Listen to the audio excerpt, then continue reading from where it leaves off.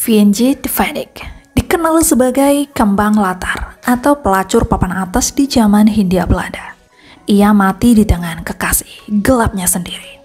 Sejarah menceritakan warga Batavia gempar ketika tersiar kabar penemuan mayat di dalam karung goni yang tersangkut di pintu air Kali Baru, yaitu Tanah Abang pada 17 Mei 1912. Polisi Batavia dan warga terkejut melihat karung itu berisi jasad perempuan yang kedua tangan dan kakinya terikat.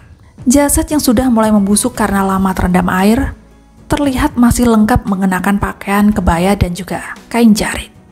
Polisi pun melakukan penyelidikan secara serius, yang mana awalnya polisi menduga sosok mayat perempuan itu adalah warga keturunan Tionghoa.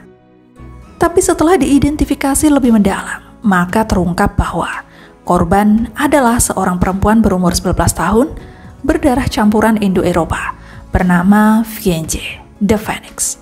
Gadis muda ini sering dipanggil Nona VNJ karena diketahui merupakan primadona kembang latar, atau istilah itu untuk sebutan sebagai pelacur di rumah bordil di Batavia. Entah siapa yang tega menghabisi nyawa perempuan cantik berkulit putih bersih itu. Ia adalah anak seorang nyai yang menjadi gundik, Lin Scholte, yaitu seorang penulis asal Amsterdam. Awalnya, VNJ dan ibunya tinggal di kawasan Kampung Pakis, Surabaya. Tak diketahui secara pasti kapan dan pada umur berapa VNJ pindah ke Batavia, hingga akhirnya terjun ke dunia prostitusi. VNJ tinggal di Mangga 2 bersama seorang pelayan. VNJ juga dekat dengan dua orang lelaki peranakan Tionghoa, yaitu Baba Sia Kacamata dan seorang pemuda kaya di Pasar Baru. Ada 3 versi tempat VNJ biasa mangkal di lokalisasi saat ia berjualan. Pertama, di rumah bordil milik Jean Oort, yaitu seorang pelacur papan atas Belanda yang menjadi mucikari.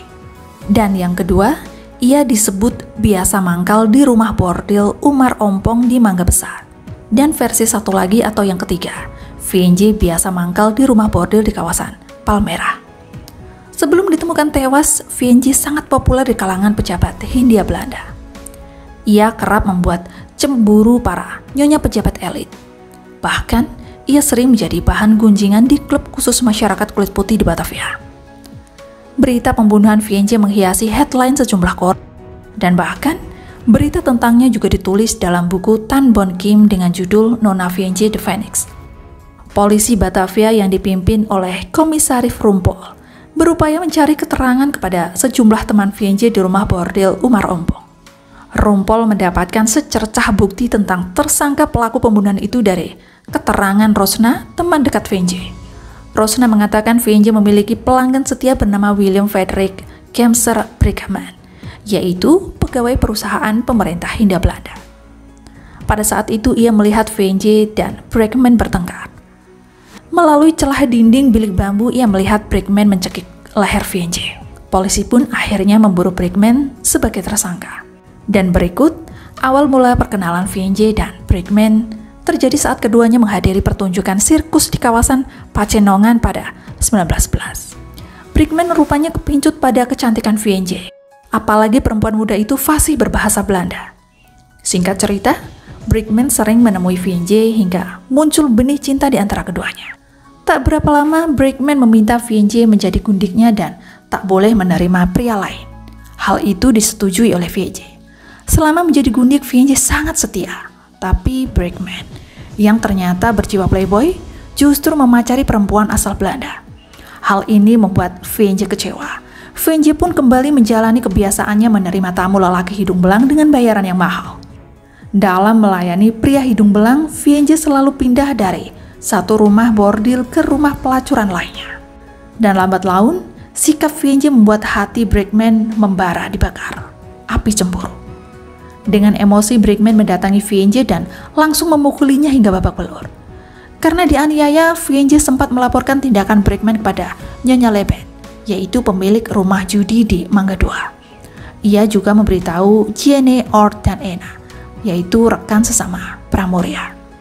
Lalu pada Kamis 14 Mei 1912, malam, VNJ yang tengah pergi sendirian di Mangga Besar bertemu lagi dengan Brickman.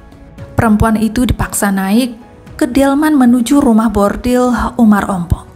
Malam itu Rosna dan Idup Pramuria lokal melihat keduanya masuk ke salah satu kamar. Di dalam kamar, Brickman kembali murka dan mencekik VNJ hingga kembang latar papan atas itu mati lemas kehabisan nafas. Brickman lalu mengupah 3 jawara untuk memasukkan jasa VNJ ke karung goni dan menjahitnya. Atas keterangan Umar Ompung, Rosna, dan Idup, polisi yang dipimpin Komisaris Rumpol menangkap Brickman, Marzuki, Umar, Silun, dan 2 antek lainnya. Pada saat ditahan, Brickman menyuap Wedana Weltefren Sabarudin sebanyak 3.000 gulden dan asisten jaksa sebanyak 2.000 gulden. Brickman menyewa pengacara top Batavia kala itu, yaitu Mr. Horweg, dengan bayaran 15.000 gulden dan janji 6.000 gulden kalau ia bisa bebas dari jerat hukuman. Akhirnya, pengadilan Red Van Justice memutuskan Brickman dan Marzuki untuk bebas. Di luar pengadilan, kerabat dan teman VNJ menangis dan marah atas ketidakadilan kepada seorang wanita Hindia Belanda itu. Tapi 2 tahun setelah putusan bebas, Brickman bangkrut. Ia akhirnya bertemu dengan pejabat kambuhan asal Jerman di Batavia, yaitu Johann Emil Soving. Keduanya kerap merampok orang di jalanan, apotik, atau toko-toko yang buka hingga larut malam. Brickman juga berencana menghabisi semua saksi yang memberatkannya di persidangan kasus VNJ dengan cara membunuh menggunakan racun. Untuk itu, ia mengajak Safma, yaitu serdadu Koninchelik, Netherland Indisker, dan gundiknya yaitu Nyai Aisyah, untuk merampok apotik besar dan mencari sianida. Dalam suatu perampokan di Cikini, Safma tertangkap. Brickman dan Soving khawatir gundiknya Safma akan membongkar rahasia mereka. Lalu keduanya membunuh Aisyah. Brickman mencekik perempuan itu sama persis ketika ia membunuh VNJ di pemakaman Cina di Kramat Sentil. Sementara itu, Soving menikam tubuh Aisyah berkali-kali dengan pisau, dan keesokan harinya, jasad Aisyah yang dalam kondisi bugil ditemukan warga di pemakaman tersebut. Polisi datang menyelidikinya, dan kali ini Komisaris Rumpol dan Rosen yang turun kembali. Rumpol curiga terhadap luka cekikan di leher Aisyah. Siapa lagi kalau bukan ulah Brickman yang dulu mencekik VNJ? Dan benar saja, ketika akan ditangkap, Brickman dan Soving tengah membakar pakaian Aisyah. Di rumahnya juga ditemukan banyak sianida hasil rampokan dari apotek, ditambah dengan bukti pisau yang masih berlumur darah dan perkakas untuk membobol toko. Brickman dan Soving tak berkutik ketika ditangkap dan diseret ke penjara Glodok. Rat Van Chastit menyidangkan keduanya pada 18 Mei 1915. Soving mengakui perbuatannya, tapi Brickman tak mau mengaku. Soving divonis hukuman 20 tahun penjara, sedangkan Brickman divonis hukuman mati pada 14 Juni 1915. Brickman yang sudah bangkrut tak bisa lagi menyuap pejabat Hindia Belanda dan kejaksaan. Brickman sempat menulis surat permohonan pengampunan kepada Gubernur Jenderal Hindia Belanda yaitu Alexander William Frederick Edinburgh, tapi permohonan itu ditolak. Akhirnya, Dewan Kehakiman Hindia Belanda memutuskan Brickman dihukum gantung pada 24 September 1915. Tapi pagi hari sebelum eksekusi dilaksanakan, sipir penjara yang akan menjemputnya terkejut. Brickman justru ditemukan mati bunuh diri dengan cara gantung diri di dalam selnya sendiri. Saya Tini, sampai jumpa lagi di bahasan menarik lainnya.